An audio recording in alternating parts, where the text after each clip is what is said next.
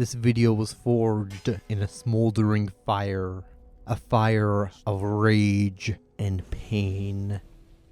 As the world burns around America, fear consumes the American mind. A fear that if Donald Trump is elected, America, the land of the free and the brave, will turn fascist. This video was not made to quell those fears. Rather, I made this video to answer a very simple and obvious question. Is America fascist yet?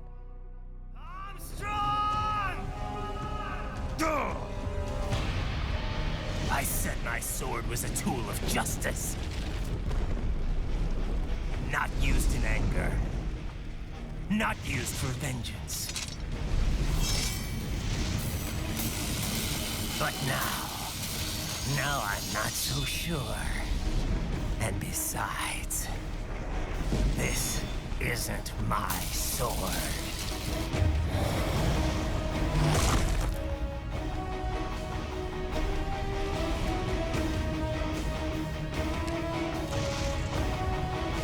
Come on! Okay. Let's dance. Over the years, scholars have written about the coming of fascism to the United States. The arrival is often debated or obscure. Some write about how America became fascist after 9/11, that 9/11 just brought the worst out of America. Others, liberals mostly, don't really mind what America became after 9/11 because they united with the right to wage a war against the evil Arabs. So liberals instead mark the arrival of fascism with the failed January 6th insurrection, but that was defeated. So now, the true beginning of America's fascist era begins in 2025. However, that's also false. This video was made to show you that America has been fascist since before its inception, since 1492. The sad truth is, whether Trump or Harris is elected, America will remain fascist. So if you voted, congratulations! You voted for fascism. You should have instead voted for me.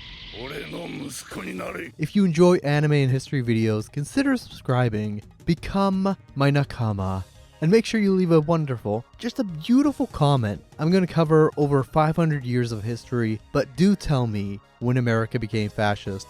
Or maybe you disagree with me. I don't know. Write me an essay. I'll read it. I'll answer it. Anyways, like the video, hate the video, share the video. It's all up to you. Out there, in the void of history, a question arises. When do we begin this story? Before white people crawled onto our shores? 1492, 1616, 1776, 1838, 1949. When do we begin is a really tough question to answer, because this story begins far before 1492, before white diseased slavers learned how to sail and set foot on Turtle Island. But to make matters simple, let's begin the story with two starting points, 2024 and 1992. In the year 2024, Americans were given a choice between 98% Hitler and 100% Hitler. Massive debates arose about how leftists who have been watching a continuous genocide and the slaughter of Lebanese and Palestinian people should just vote blue, that they are bad leftists for refusing to vote. They should just put the genocide of the Palestinian people aside and vote, because Trump, he'll genocide the Palestinians even more. He'll destroy democracy. He'll destroy indigenous rights. He'll incarcerate more black people. Just think about America first. Forget about the genocide. Forget about how Biden and Harris have been funding and arming and facilitating a genocide. Just forget about the hundreds of thousands of Palestinians who have been murdered. Forget about the tens of thousands of Palestinians who are locked in dungeons. Forget about how the Biden administration has been protecting Israeli war criminals. Vote for Kamala and push her left. Fight fascism by voting. We start in the present moment, not because I'm a fancy pants historian who loves to do some fancy circular history, but because the present moment gave me flashbacks to 2002, to the year prior to the invasion of Iraq, prior to the massacres and the torture of the Iraqi people that followed. Kamala Harris is a 2000s era Republican running under the same politics of fear that the Bush administration used. Arabs noticed these things instantly as the rhetoric matches. Sure. America always has the strongest, most lethal fighting force in the world. A few weeks back, the daughter of the war criminal Dick Cheney endorsed Kamala. Then Kamala said she'd just love to have Republicans in her cabinet, much like how Bush wanted to bomb Iraq so bad. Remember that? Kamala Harris is in favor of bombing Iran. The blue fascism Kamala follows circles back to the 2000s, because American fascism didn't just magically appear with Donald Trump. Nah. As George Jackson writes, fascism is already here, and it's in its most advanced form. Jackson wrote that in prison in 1977. I also wanted to start in the present so that you're aware of the rage, the pain festering in my mind as I watch my own people being bombed. I want you to know my own history, how I grew up hearing about stories about America bombing Afghanistan, Iraq, Libya, Syria, Sudan, Somalia, Yemen, and how it all circles back to the present, to America providing the bombs so that Israel massacres more Lebanese people and more Palestinian people. I start here in the present because I need you to know and hear me when I say to an Arab or to a Muslim American, Joe Biden and Kamala Harris's fascist policies are no different than Donald Trump. They are diet fascism, but diet fascism still kills. I also wanted to start in the present to let you know that this video was not made with the intention to berate liberals who have been screaming into the void, telling people to vote for Kamala Harris, though it is ridiculous and deeply disturbing. I made this video because whoever is elected, you, the viewer, are obligated to fight against American fascism, whether it takes on its red form or its blue form. This video also goes out to all the martyrs that were brutally murdered and resisted the American Empire from the years 1492 to 2025 and beyond. So let's reset. Let's go back 31 years to when I really wanted to start this story.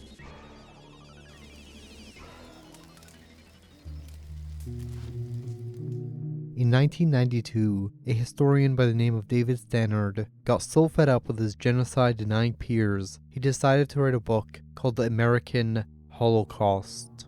He chose two historical starting points for his book, the first being 1492 and the second 1945. First contact and the first tested nuclear bomb. Stannard purposely chose to start with the line, "I am death, the shatterer of worlds," because that's what Euro-American settlers were.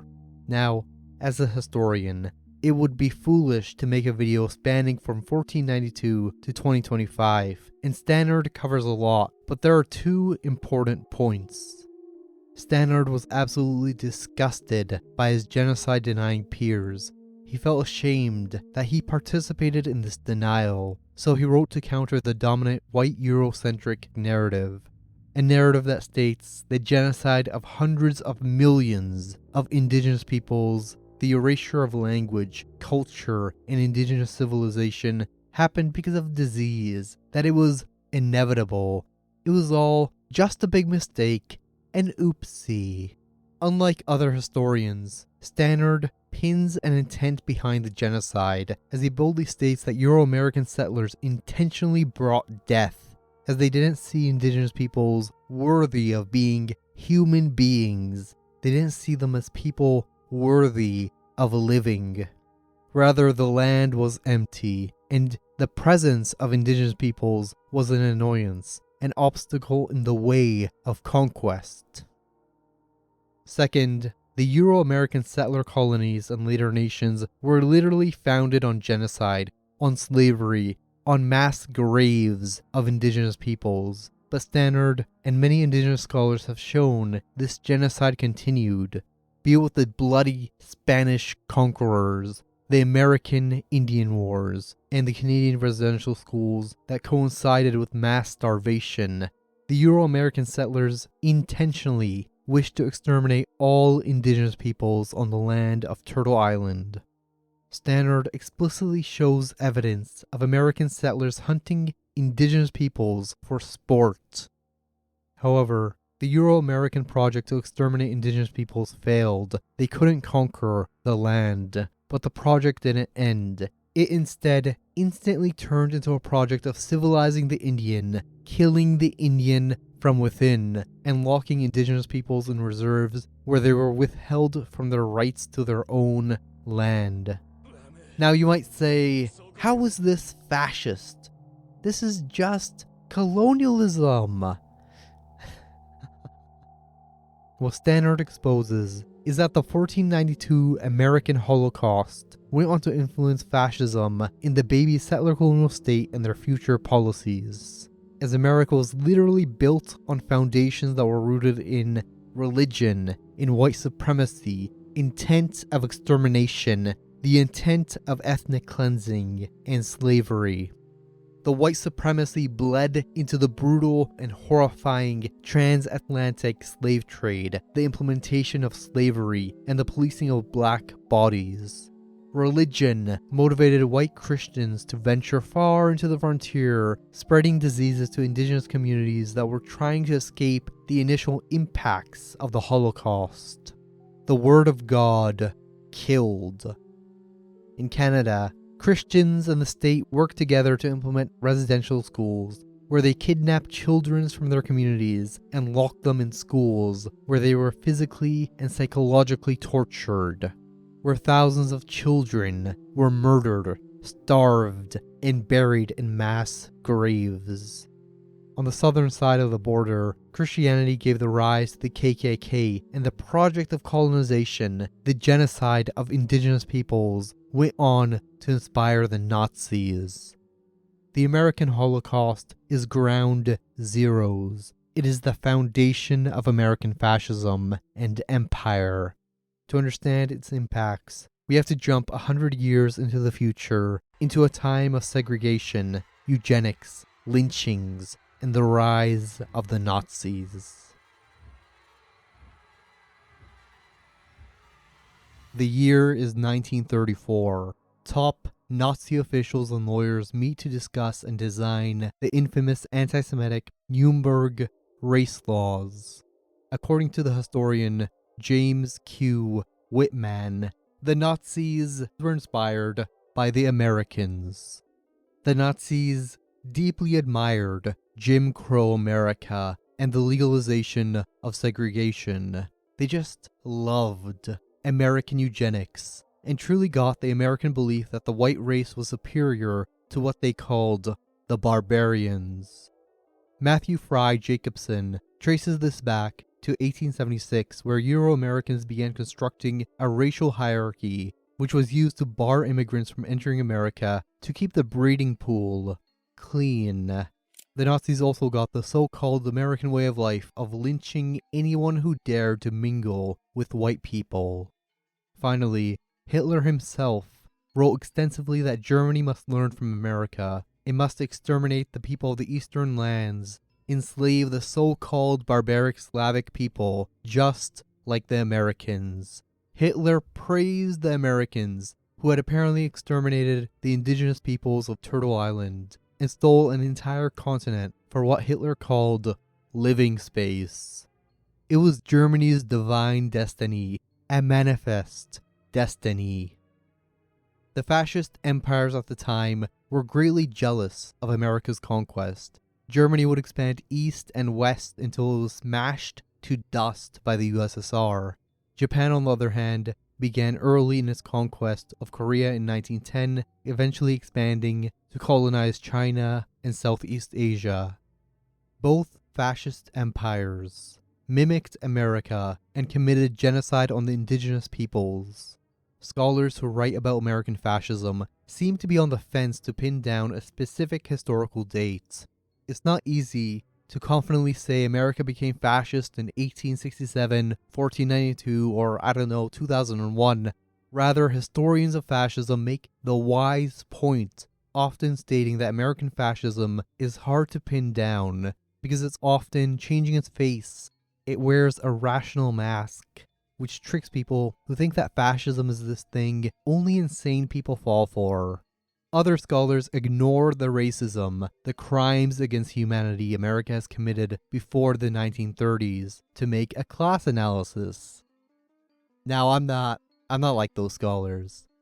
When I read Elizabeth Hale's Making Whiteness, when I read about the lynchings of black men, the parades, the gross and disgusting spectacle of it all, of white people cheering as they watch black men being dragged, and I saw something. I saw something deeply fascist in all that. So fuck the idea that we should toss the moral arguments when talking about fascism. It is a fact that Jim Crow America, a hell for black people, went on to inspire the Nazis. Because Jim Crow America showed the Nazis the fascist side of America. It showed a growing power, normalized the oppression of black and indigenous peoples. It normalized whiteness and white supremacy that was backed by the law. Heck, the KKK are basically Nazis. There are these crystal fascist freaks who terrorized and killed black people. Jim Crow, lynching, and eugenics are foundational when understanding George Jackson's Blood in My Eye. Jackson in 1977 doesn't give two fucks about when America became fascist. To him, a black man in prison, and to the thousands at the time, the specific date when America became fascist was irrelevant, and it still is. Instead, Jackson writes about fascism in America and how it's at its most advanced form yet. He writes about how American fascism is used to oppress him and many other black people. He warns his readers about this fascism. He warns his readers to not waste their time trying to vote or reform fascism, because that's not how fascism is defeated. Jackson's writings touches the heart of the oppressed, and to those who know the history of the oppression. However, even in a dark cell, destined for death, George Jackson never gave up hope of liberation. Trapped in a cell like the people of Gaza, like the people of occupied Palestine, Jackson writes about revolution, the revolutionary spirit, and resolve we must carry when fighting and dismantling fascism. The time of petty debates about whether or not fascism is here are over. Now is the time for action. It's always been.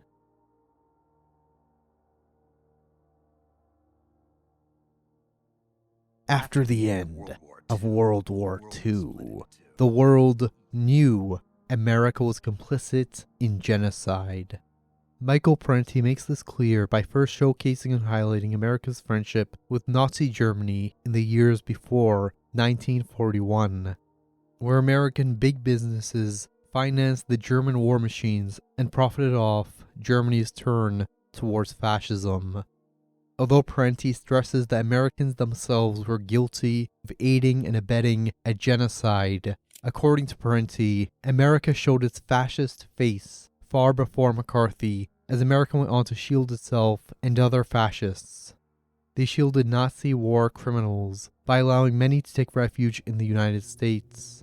America even promoted Nazis and gave them roles in defending American security, as it instantly shifted to combat and contain communism. However, America also shielded Japanese war criminals and the Emperor because, like Germany, Japan became an important base in the containment of communism. Let's circle back to part 2, to Oppenheimer's words. I've become death, the shatterer of worlds.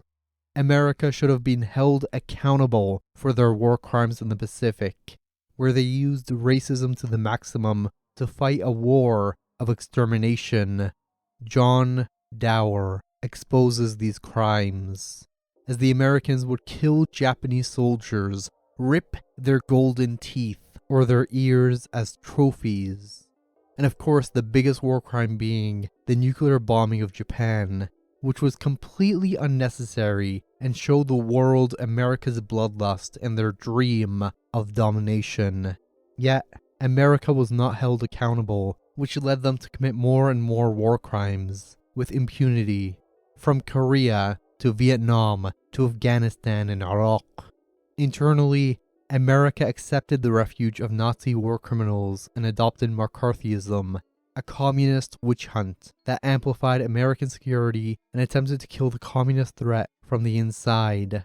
America, the land of the free and the brave, basically adopted Nazi-like tactics to fight communism, which is why the Nazis were given security positions. If anyone has read Parenti, or listened to Parenti, or watched the infamous Yellow Parenti, this turn isn't very surprising. Parenti, writing in the 1990s, explains the phenomena as rational fascism. A lot of scholars I've read have attempted to debunk the myth that fascism can't come to America because the people in Nazi Germany, the people in fascist Italy, were just insane. They were mad. They were taken by the devil. Parenti in his book, Black Shirts and Reds, explains how fascism is rationalized, how it's normalized, how genocide is normalized, how conquest of other people's lands is justified, how after the end of World War II, Americans began to rationalize the actions of Mussolini and Hitler so they can apply their fascist tactics in combating communism. However, rational fascism itself was used on the American public right after World War II with the destruction and the mass murder of Koreans in 1950, a war that is often forgotten. However, in my perspective, rational fascism took hold of the American public in two instances, and these historical moments repeat in the present. The first being America going to war with black revolutionaries. White Americans reacted to the Black Panther Party and the Civil Rights Movement internally like they were Nazis. Joe Genocide Biden himself was pro-segregation. Mass incarceration in America became the norm. It was rationalized to the public, and so was police brutality. Jim Crow, lynching, and eugenics continued. Parenti's rational fascism, written in the 1990s, thus meshes with the fascism that George Jackson observed. It's a kind of fascism that masks itself with rationality. It is forever shifting, forever changing its face, but it's felt by the oppressed. The second historical moment that demonstrates this rational fascism has to do with the expansion of the American Empire. America after World War II began to flex its muscles, as whenever a state, an autonomous, sovereign state, defied the United States, they would just pull a coup. To extend its empire further into the Middle East, however, America had to construct a narrative. Good versus evil. The mad, angry Arab who hates America. Christianity versus Islam. A clash of civilizations. The civilized world versus the barbarians at the gates. A new crusade. The narrative America constructed circles back to 1492, to the indigenous peoples of Turtle Island, to the American Holocaust, to the foundations of fascism in America. The ramification of these narratives America began spinning in the 1970s finally took root and sprung into American policy after September 11th, 2001.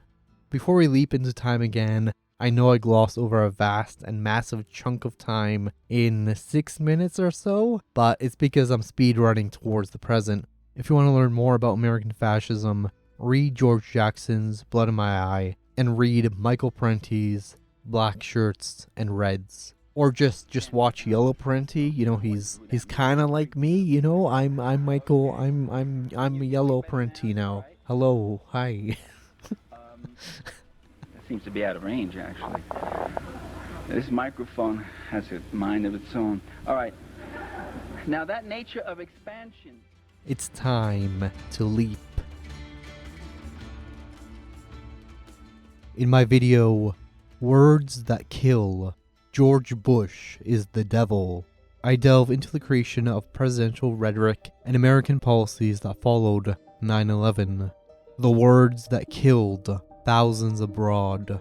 Although Samuel Huntington, Bernard Lewis, and the Project for the American New Century aided the government in shaping its rhetoric and policy, what brought Democrats and Republicans together was the Nazi idea of securing the homeland. Homeland security was based off Himmler and Goebbels' idea of the enemy within and the enemy abroad.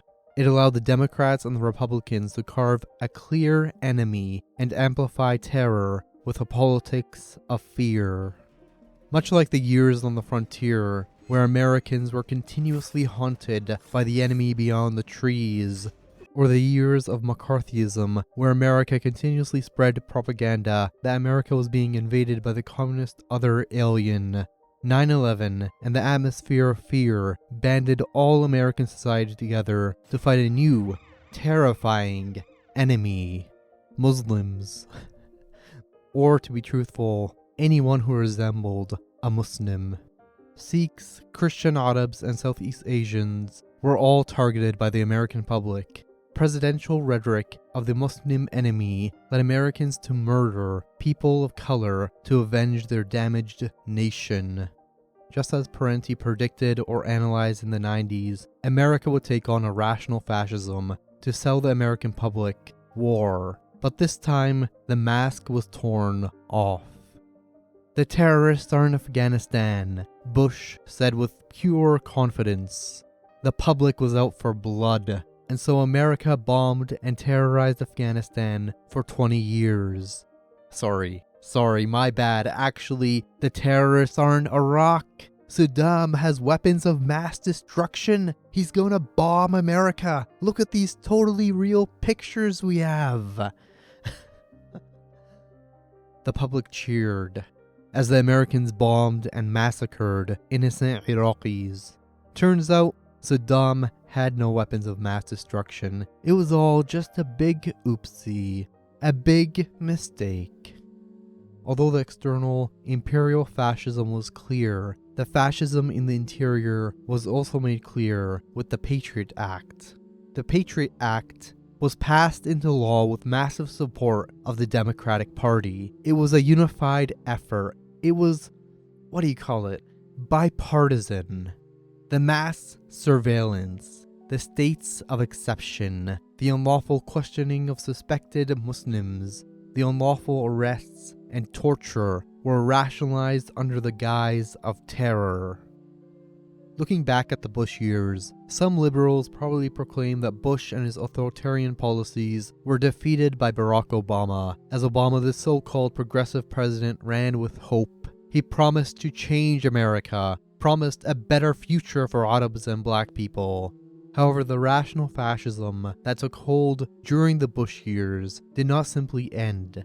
America did not become any less fascist under Barack Obama. What Obama successfully did in his run for president was sell America a mask of fascism. Obama and the American government at large learned from the mistakes of the Bush presidency and took a more proactive measure to hide the government's fascism and their continued war crimes. Salam alaikum. Alaikum assalam. Salam alaikum. Wa alaikum assalam. When I was around 12 years old, I remember my teacher wheeling in a TV so that we could watch the inauguration of President Obama. I was in an Islamic school and we were excited. Here was a guy who wanted to pull America out of the wars in the Middle East. Here was a guy who promised change.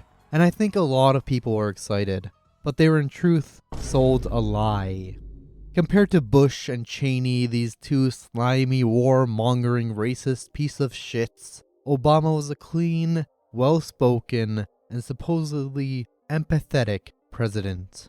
He was the embodiment of black excellence. A bro. A brother. However, underneath the Obama administration's progressive disguise were war criminals. You have drone lover Obama, genocide Joe Biden, and let's go bomb the entire Middle East and kill children. Ha ha ha ha ha. Hillary Clinton. What a team. The Obama administration exceeded the Bush administration in its terror. But forget about the war crimes. Here's a picture of Obama smiling. I'm kidding. I'm not a liberal. Here's a short list of the Obama administration's crimes against humanity. First, Obama did not combat or challenge the Patriot Act. He instead strengthened American security and law enforcement. The Obama administration deported more people than Bush. He did not address police brutality or the murder of black men and boys. He killed over 100,000 people, droned and bombed more countries, killed more people than George Bush. Obama in 8 years bombed Yemen, Libya, Syria. He bombed birthdays, weddings, and hospitals. If anything, Obama escalated the so-called war on terror and terrorized the entire Middle East. Liberals often threaten leftists who refuse to vote for the Democratic Party with the logic that if Donald Trump is ever elected, he'll ban Muslims. In truth, it was Obama who created the OG Muslim ban. Although the Obama administration tried their best to hide American fascism, people began to notice the mask slipping. I noticed when I was 13 years old. I had friends from Libya who had lost family members because of Obama. And the craziest thing was that in 2016, the Dems cheered a fucking bloodthirsty war criminal, the butcher of Libya, Hillary fucking Clinton. So fuck Obama and fuck blue fascism. Salam alaikum. Alaikum assalam. Salam alaikum. Wa Do I really need to cover the fascism in the Trump years? Here we go. Trump is basically a stinky-ass white supremacist who basically went against the America Obama tried to construct. If the Obama administration tried to put on a mask of fascism and return things back to normal, Trump was such an idiot that he ripped that mask off and showed the world America's overt fascism, America's true face. The fascism that Bush often showed, but with white supremacy. People tend to write articles about how Donald Trump is like Mussolini or Hitler, but the dude is a fucking idiot who couldn't even take over a country. Trump is Hitler, but genocide, Joe Biden, like Obama, would surpass him in war crimes. For the last few presidents, I've been throwing jabs, cracking laughs, and having fun. Joe Biden will go down in history as the most genocidal president who has ever existed. It's October 13th, and there's still genocide in Gaza. Your government isn't just complicit, but it's taking an active role in burning Palestinians alive, in starving Palestinians to death, in bombing children. It's been over a year, and America is still sending billions of dollars to the genocidal state of Israel so that they can murder and massacre Palestinian and Lebanese people, to bomb my own village. The genocide will not end if you vote for the cop Kamala Harris and Waltz, a man who's in favor of the expansion of the genocidal state of Israel. A few weeks back in Michigan, Palestinian protesters pleaded to America to stop the bombs. She's the vice president. She isn't some random powerless woman. She simply laughed and said, "I'm speaking." You know what? If you want Donald Trump to win, then say that, otherwise I'm speaking.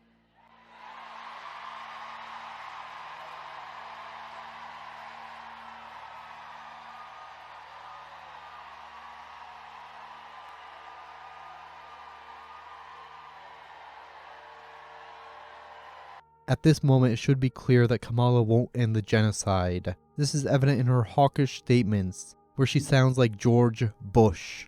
Bush after 9/11, no, America after 9/11, felt they were weak. They were wounded and humiliated, and so Bush went on to create the most lethal army in the world.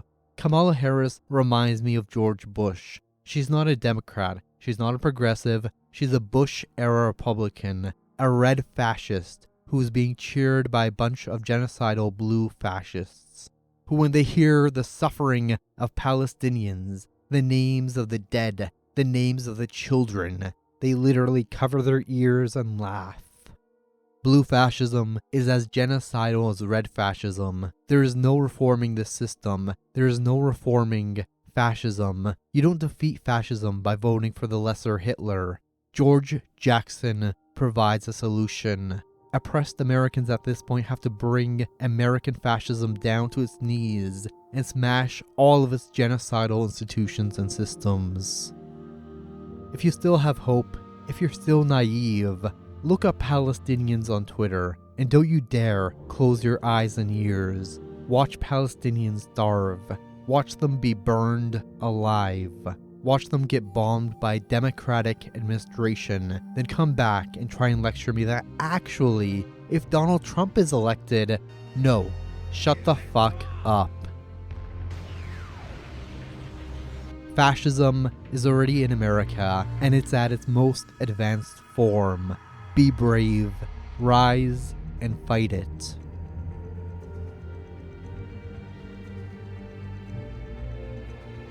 By the time you're watching this video, the election might have passed. Either Kamala or Trump has won. Whoever wins, it doesn't really matter. But I'm gonna predict the future and say it's Trump. When making this video, I fell into a bit of a dark place.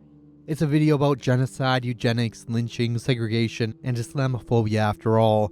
You can't really blame me for getting sad. But that's not why I got sad. This is my job. It's my job to research fascism, war crimes, and watch bad anime. The thing is though, I kept asking myself if there's a point in making this video. Does this video even have a benefit? American fascism should be common knowledge by now, but I kept thinking about those Democrats who cover their ears and laugh. An image that makes me feel like whatever grievances Muslim, Christian Arabs, and Palestinians have, they'll just get laughed at and tossed into a liberal void. But as I kept forging this video, hammering down day in and day out, watching Palestinians being burned alive, and my own people being bombed, a rage kept building. In that rage and pain, I found value. I'm not here to lecture you about history. I'm not Yellow Parenti. I make videos not to lecture people but to inspire, to show people the path a revolutionary must take. Paths taken by Huey, Malcolm X, George Jackson, and Fanon. Some viewers might have fallen into darkness, terrified of Project 2025, but they should be more terrified of their own inaction. So I'm here to tell you that the future isn't lost.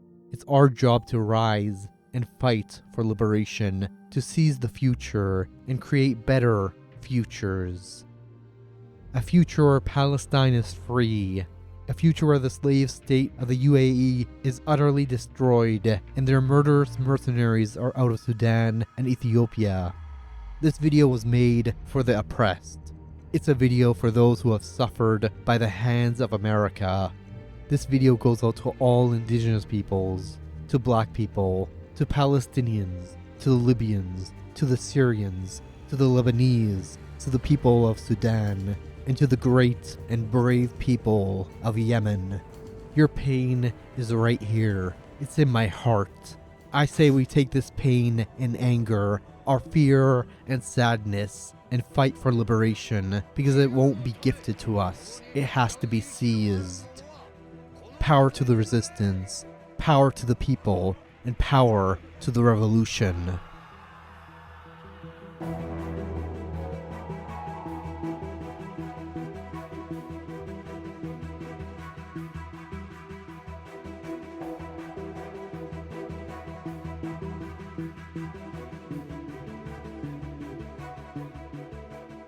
Hey, welcome to the end of the video.